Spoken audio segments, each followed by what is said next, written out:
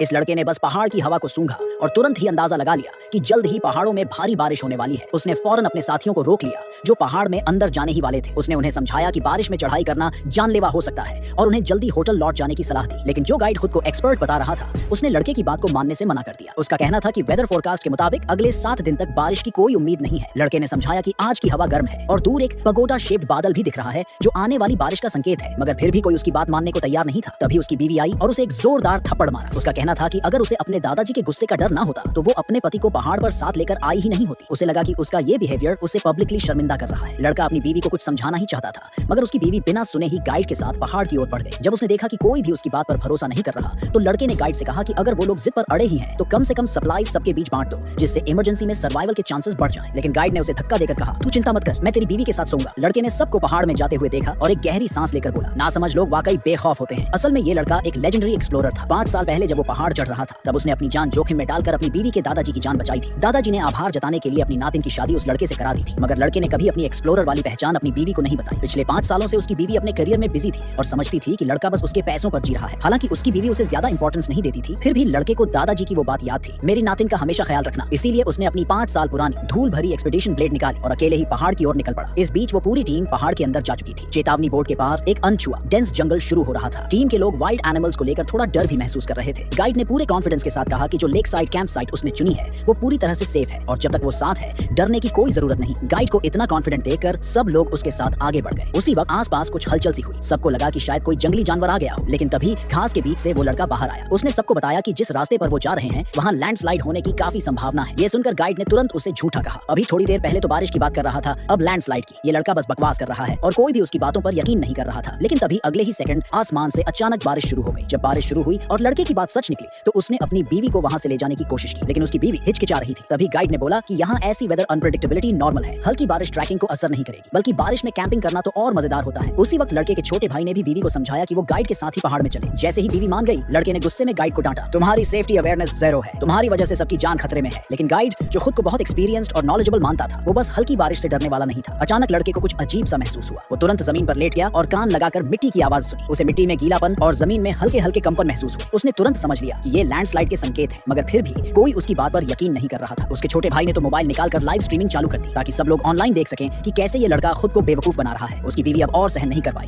और गुस्से में बोली, तुम हमेशा हमें रोकने की कोशिश करते हो, बस डरते हो। और उसने कह दिया कि पहाड़ से उतरने के बाद वो लड़के से डिवोर्स ले लेगी। गाइड साइड में खड़ा था और अंदर ही अंदर खुश हो रहा था। उसने लड़के को ताना मारा, क्या एक्सप्लोरर बन रहा है तू, शो ऑफ कर रहा है बस। लेकिन तभी छोटे भाई ने देखा कि आसमान से सच में कीचड़ गिर रहा है। जब सबने नजदीक की पहाड़ी की तरफ देखा तो उन्हें समझ आया कि भयंकर लैंडस्लाइड आ रही है, लेकिन तब तक बहुत देर हो चुकी थी। उनके पास भागने का भी टाइम नहीं बचा